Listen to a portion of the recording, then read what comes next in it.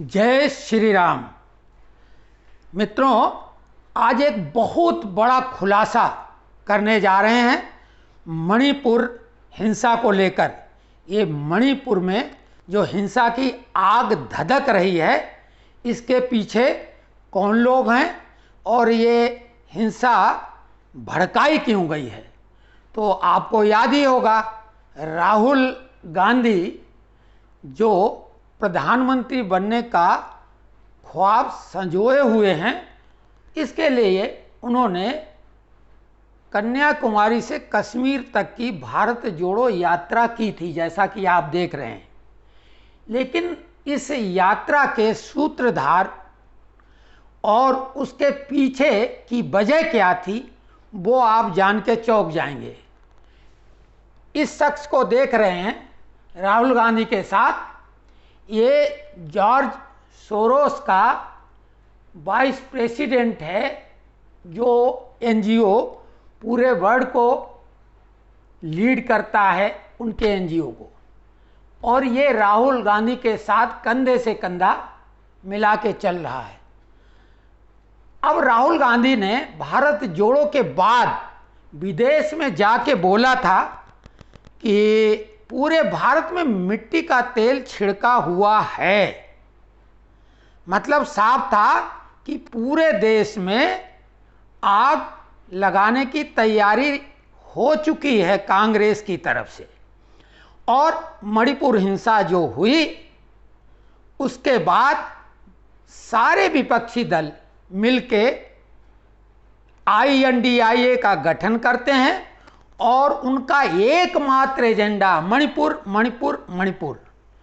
और सदन मानसून सत्र प्रारंभ होने के पहले एक वीडियो आता है और उसको लेकर विपक्ष ऐसा हंगामा करता है कि सदन की कार्यवाही चलने नहीं देता।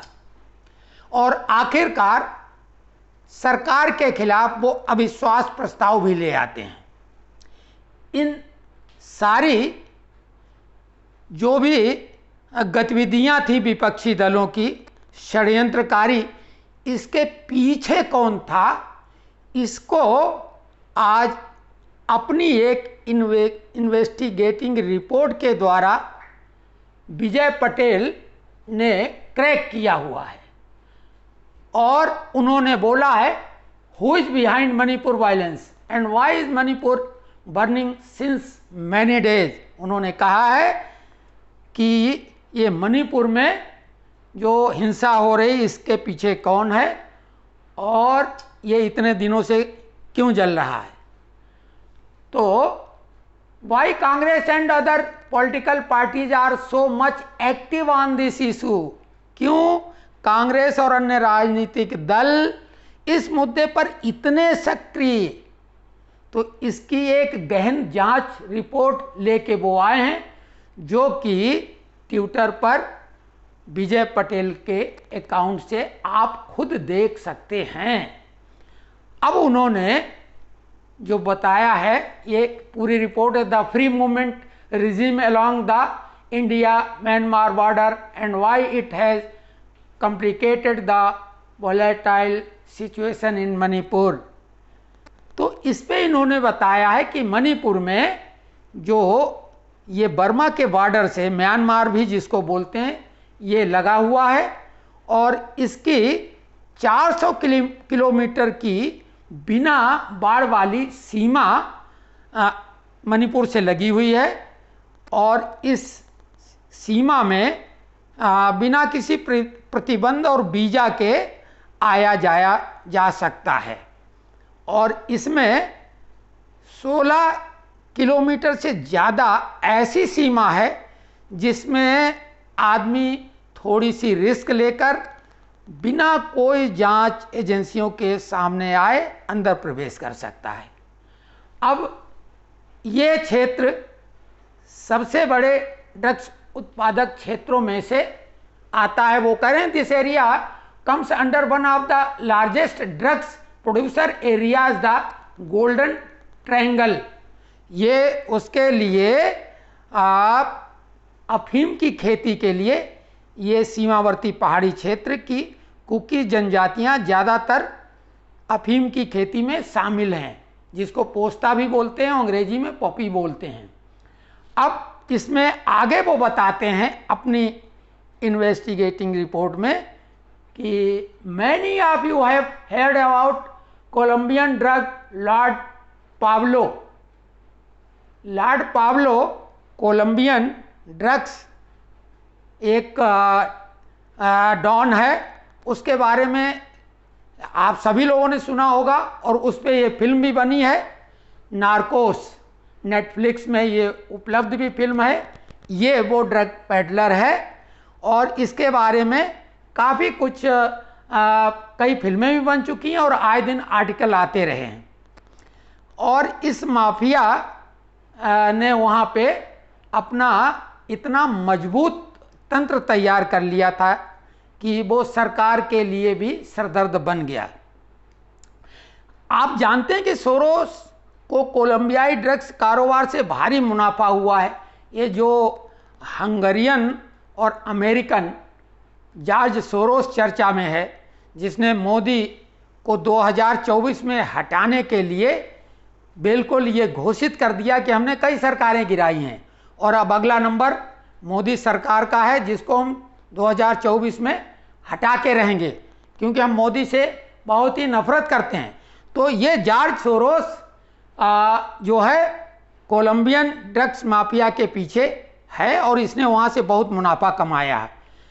और 90 के दशक की शुरुआत में सोरोस ने कोलंबियाई ड्रग मनी से भारी धन कमाया है। कैसे, चलो मैं बताता हूँ। तो ये आप देखेंगे कि Colombian drug money, how let me show you. अब ये पॉइंट देखिए, according to executive intelligence review, Soros has made money from drug financing by investing in it directly and with his closely identified Glinsky family in Colombia। ये इसने Glinsky family को निवेश कराया और उसके बारे में आर्टिकल भी देखिए, Soros role in the drug take over of Colombia. ये पूरा एक आर्टिकल है, जॉर्ज सोरोस ने कोलंबिया में कैसा क्या किया और काफ़ी डिटेल में है। इसके बाद में आगे वो आप देख सकते हैं यूट्यूब, इसमें ट्विटर में जाके विजय पटेल के ये थ्रेड में। तो जब मैंने ये 7वां पॉइंट है, when I tried to verify this claim, जब मैंने इस दावे को सत्यापित करने की कोशिश की, मैं हिंदी में इसको बता रहा हूँ, तो मुझे फोर्ब्स की ये रिपोर्ट मिली जिसमें जेमे गिलिंस्की ने कहा कि उनके पास बैंक खरीदने के लिए पैसे नहीं हैं, लेकिन उन्होंने इसे खरीदने के लिए जॉर्ज सोरोस और 100 अन्य लोगों के पैसे का इस्तेमाल किया। ये उन्होंने 7वें पॉइंट में बताया और उसके बारे में भी एक आर्टिकल है। अब उन्होंने जो 8वें पॉइंट में बताया, now let's come back to Manipur and Burma. अब वो विजय पटेल बोल रहे हैं कि अब हम आते हैं मणिपुर पर, वापस आते हैं मणिपुर और म्यांमार यानी बर्मा पे। 1994 में सोरोस ने बर्मा की सैन्य सरकार को हटाकर अपनी कठपुतली सरकार स्थापित करने के लिए बर्मा प्रोजेक्ट शुरू किया। इन्होंने जॉर्ज सोरोस खुलेआम ये बात कहता है कि वो किसी भी सरकार को गिराने में सक्षम है और उसने वहाँ पे ये मुहिम शुरू कर दी। अब आप देखिए 9वें पॉइंट में वो क्या कहते हैं, Soros has started to fund Kuki communities and their organisation heavily with the Burma project. Burma में जो उसने प्रोजेक्ट स्टार्ट किया सरकार को गिराने के लिए, उसमें कुकी कम्युनिटी, कुकी समुदाय को बहुत भारी मात्रा में उसने फंडिंग की। इसका भी ये आर्टिकल है और इसमें आप देखिए फिर आगे 10वां पॉइंट, ये इन द सेम ईयर यानी 1994 में Soros found a think tank. ये बहुत महत्वपूर्ण, यहीं से चौंकाने वाली बात और जो धमाकेदार बात शुरू होती है। In the same year in 1994 Soros formed a think tank FDL AP in which Sonia Gandhi was co-president and Burmese politician Aung San Suu Kyi is senior advisor। ये वरिष्ठ सलाहकार बर्मा की रही हैं और सोनिया गांधी को आप देखिए को प्रेसिडेंट। अब आप अनुमान लगा लीजिए कि सोनिया गांधी की इस देश को बर्बाद करने के लिए और पैसे की भूख किस हद तक है। जहां कोई भी देश में कोई भी गड़बड़ी की बात आएगी उसमें ये 10 जनपद वाली 10 नंबरी महिला अवश्य मिलेगी। तो इसमें आंग सान सू की सोरोस के बहुत करीब है और इसलिए संयुक्त राज्य अमेरिका की गहरी स्थिति उन्हें बर्मा का पीएम बनाना चाहते हैं। वो उनको बर्मा का पीएम, आप इनको देख लिए, जॉर्ज सोरोस के साथ हैं और वो बर्मा का पीएम बनाना चाहते हैं। आगे विजय पटेल जी अपनी जो इन्वेस्टिगेटिंग रिपोर्ट में बताते हैं, Soros has also started a drug policy alliance with the help of its funding. Soros ने एक ड्रग पॉलिसी गठबंधन भी शुरू किया। इसकी फंडिंग की मदद से वह सरकारी नीतियों को बदलना चाहते हैं, वो ड्रग्स को कानूनी बनाना चाहते हैं, वह नशीली दवाओं से संबंधित अपराधों को अपराध की श्रेणी से बाहर करना चाहते हैं। ऐसी कठपुतली सरकार चाहते हैं जो ड्रग को बढ़ावा दे और अगर बढ़ावा न भी दे तो ड्रग पेडलर के खिलाफ कोई कार्रवाई न करे। कठपुतली सरकार जॉर्ज सोरोस ऐसी चाहता है और ऐसी कई जगह उसकी सरकारें चल भी रही हैं। अब आगे बताते हैं विजय पटेल जी, इन 2018 यहाँ से बात इंडिया के करीब आ रही, 2018 में Sri Lanka started to crack down on drug cartels. इसमें 2018 में श्रीलंका ने ड्रग कार्टेल पर नकेल कसना शुरू कर दिया और ड्रग माफियाओं और तस्करों को मौत की सजा देने की घोषणा की। सोरोस ने श्रीलंका को चेतावनी दी है कि ऐसा करके वे अपना सब कुछ बर्बाद कर देंगे।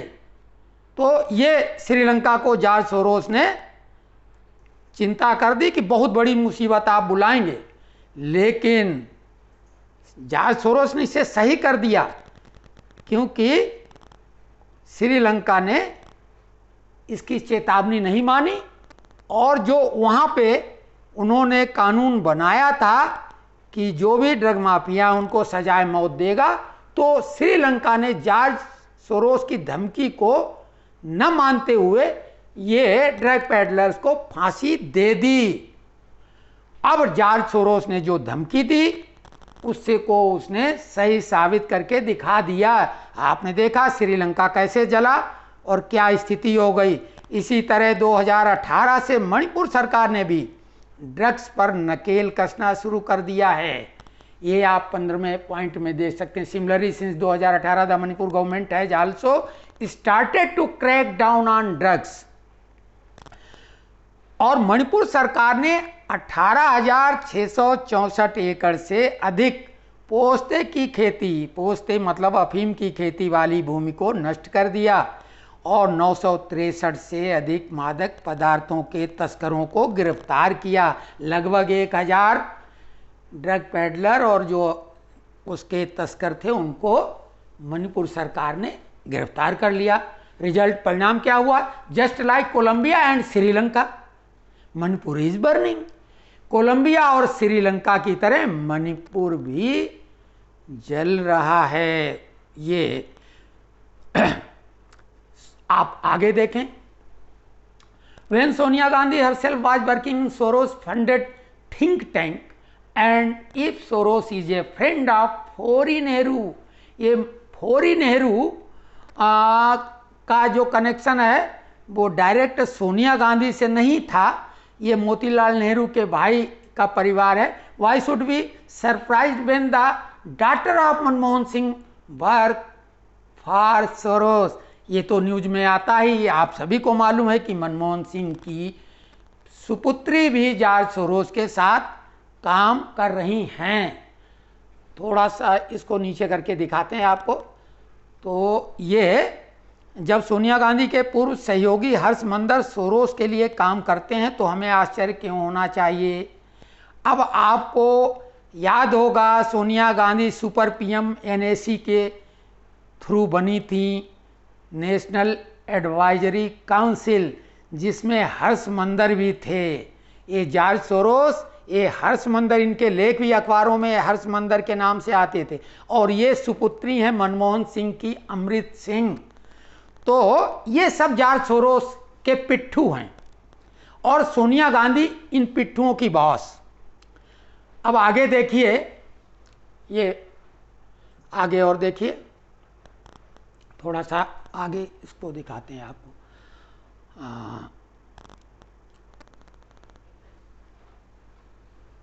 Why should we be surprised when Salil Shetty, Vice President of Soros Open Society Foundation, works with Rahul Gandhi's Bharat जोड़ो यात्रा, जहाँ से हमने शुरुआत की थी। ये भारत जोड़ो यात्रा से ही सारे ताने बुने गए देश को जलाने का। तो उसमें बाद में जॉर्ज सोरोस ने अपना हित भी साधा ड्रग पेडलर का, और मणिपुर में ये काम उन्होंने कर दिखाया। जब सोरोस और कांग्रेस दोनों अडानी को निशाना बनाते हैं तो हमें आश्चर्य क्यों होना चाहिए। Y should be surprise when Soros and Congress both target Adani. तो इसमें कोई आश्चर्य की बातें नहीं, क्योंकि मोदी को स्थिर करने के लिए, देश को बदनाम करने के लिए जो मोदी की आज अंतर्राष्ट्रीय छवि सुपरबास की बनी हुई है, वो उसको उसको खंडित करना चाहते हैं, उसको तोड़ना चाहते हैं छवि को। और उन्हें मालूम है कि मोदी की छवि जो है जब तक नहीं बिगाड़ पाएंगे वो, तब तक सरकार भी नहीं बदल सकती है। तो why should be surprise when Soros affiliated propaganda journalist started to work for regime change. तमाम पत्रकार हैं, पिट्ठू पत्रकार, सभी जानते हैं, खबीस टाइप के।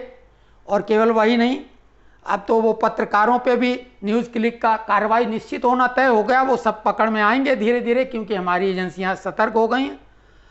जब सोरोस संबंध प्रचार पत्रकारों ने शासन परिवर्तन के काम करना शुरू किया तो हमें आश्चर्य क्यों होना चाहिए। आगे बताते हैं Vijay Patel ji, instead we should be surprise that not a single media has the guts to ask the Gandhi family that what are the relations they have with the drug lord, immoral country and bank breaker anti-India। Bharat को बर्बाद करने के लिए तरह तरह के जो उपक्रम अपनाए जा रहे हैं, मीडिया जिसको हर जगह की खबर है, पल पल की खबर है, जमीन से लेके आसमान तक की और चांद तक की, लेकिन वो भारत में इतने बड़े षड्यंत्र पे कोई बात नहीं कर रही है। क्यों नहीं कर रहे? क्योंकि उनको जॉर्ज सोरोस के पैसों से उनके मुंह बंद कर दिए गए हैं। अब आप देखिए, please retweet the main tweet and share this thread maximum. Vijay Patel ji आग्रह कर रहे हैं कि ये आग कौन भड़का रहा, कैसे भड़का रहा है, आप सब लोग जानें, और इसके लिए वो बोल रहे हैं कि इसको शेयर करें। हमारा भी ये निवेदन है कि इस खबर को आप जितने अधिकतम मित्रों को शेयर कर सकते हैं करिए, क्योंकि देश केवल मणिपुर नहीं, राहुल गांधी ने बोला है कि पूरे देश में मिट्टी का तेल छिड़का हुआ है। तरह तरह किसान आंदोलन, और आपने देखा सीए को लेके आंदोलन, तरह तरह के। फिर उसके बाद में अभी मणिपुर का ये चल रहा, आगे आप जो देखेंगे वो छात्र आंदोलन भी देखेंगे। हालांकि जेएनयू का था, लेकिन उनकी कोशिश होगी कोई न कोई मुद्दे को बना के, अभी छात्र हैं कि वो बच्चे होंगे, उन पे भी कोई फायरिंग वगैरह की नहीं जा सकती, वो कितने भी उग्र हो जाएं। बिहार में देखा, उन्होंने ट्रेनें जलवा दी थी। लेकिन आप कहेंगे कि मणिपुर में इतनी अधिक पुलिस और सशस्त्र बल हैं, फिर वो उनको कंट्रोल नहीं। यही वो बार बार कहते हैं कि ऐसा क्यों नहीं सरकार कर पा रही। इरादा है कि सैन्य कार्रवाई हो और उसकी आड़ में सैन्य वर्दी में कुकी विद्रोही जो कांग्रेस के द्वारा पालित हैं, वो क्रिश्चियन कम्युनिटी के कुकीज जो कि घुसपैठिए हैं, 68 के बाद भारत में धीरे धीरे घुस के आए और 90% जमीन पे कब्जा कर लिया। और जॉर्ज सोरोस और भारत के जो ड्रग माफिया हैं, उनके लिए वो स्वर्ग है, वहाँ पे वो अफीम की खेती करके देते हैं और उनके ऊपर कोई भी लायबिलिटी नहीं, कोई भी उनके कर्तव्य नहीं है, केवल अधिकार और अधिकार और अधिकार है। वो किसी कानून को नहीं मानते हैं। और मणिपुर में ये आग भी तब सुलगी जब हाई कोर्ट ने एक फैसला दिया कि जो वहाँ के मूल निवासी हैं मैतेई समाज, उनको भी आदिवासी समाज माना जाएगा। तो इसी बात को बहाना ले कि ये सब हुआ, ये ड्रग पेडलर, यहाँ के ड्रग माफिया, जॉर्ज सोरोस के पालित लोग तो हैं, लेकिन भारत की जो इसकी बॉस है वो है सोनिया गांधी। इसमें अब कोई शक नहीं रह गया है। तो हम इस खबर को यहीं पे विराम देते हैं और आप लोगों से पुनः अपील करते हैं कि इसको अधिकतम लोगों को शेयर करें। धन्यवाद।